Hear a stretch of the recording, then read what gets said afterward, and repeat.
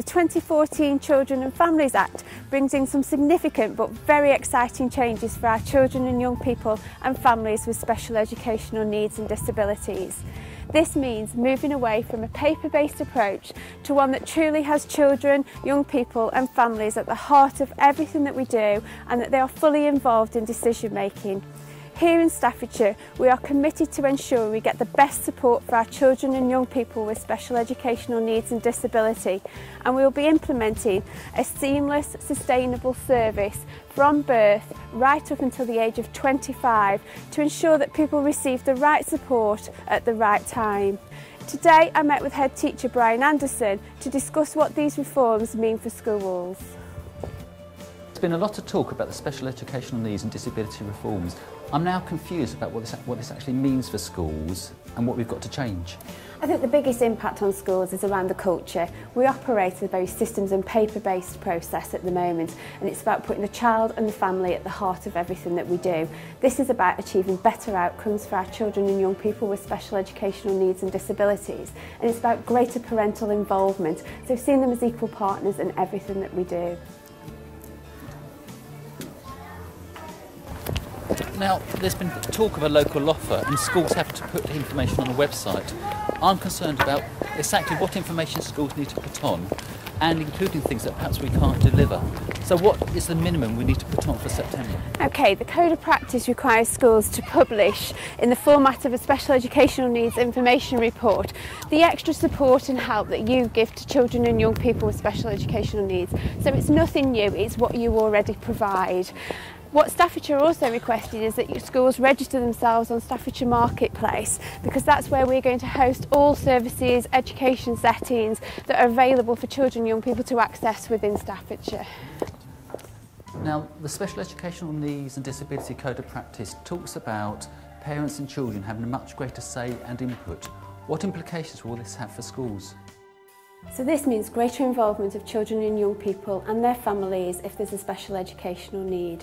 So they need to be much more involved in decisions and discussions that take place around that special educational need. As a school, you are required to meet with parents on a termly basis to discuss any progress, interventions, and you are required to produce a plan annually and review that plan.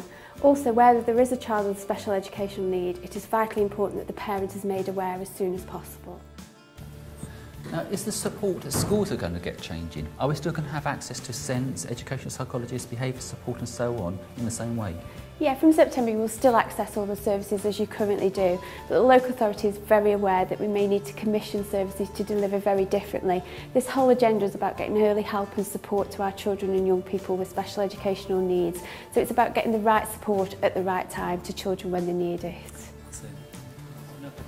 Now, will the process of applying for statutory assessment stay the same? And if not, how is it changing? The way that you apply for a statutory assessment will remain the same. What will change is that Statement of Educational Need will be replaced by an Education, Health and Care Plan, and the process of getting an Education, Health and Care Plan will be really different. Currently it's a very faceless process. The new way of working will be that the child and the family will be at the centre of all we do, and they will be involved in the assessment and in the planning and of meeting their needs. We'll also be working much more closely with health and social care to ensure that we create an integrated assessment of need and to prevent the family telling their life history over and over and over to a number of professionals. One of the big changes is around children and young people with an education, health and care plan are entitled to have a personal budget to enable them to have much more choice and control over the support that they have to meet their special educational needs. And will the timescale for applying for statutory assessment be shorter? Yes, we're now required to produce an education, health and care plan within 20 weeks. Now, I've heard that children with behaviour and social issues can't apply for statutory assessment. Is that true? No, that's not true. The eligibility and access to an education, health and care plan remains the same, so there's no changes to the criteria. What has changed is the broad definition of need. It's now classed as emotional, social and mental health difficulties, and that's about better recognition of mental health. Okay, Brian, I hope that that's been helpful. Yeah, it's been really useful. Just a couple more questions. First of all, what support is there for children that already have a statement, and what happens to them? Okay, it's really important. The statement of educational needs still exists, so people will not lose their support. What we do have to do is convert that statement of educational need to an education, health and care plan. And we have 3 years to do that, so we're going to do that at annual review. But it's really important people will not lose their support, and it's about making sure that we're achieving better outcomes for our children and young people. In Staffordshire, we're recruiting a conversion team to help with that process.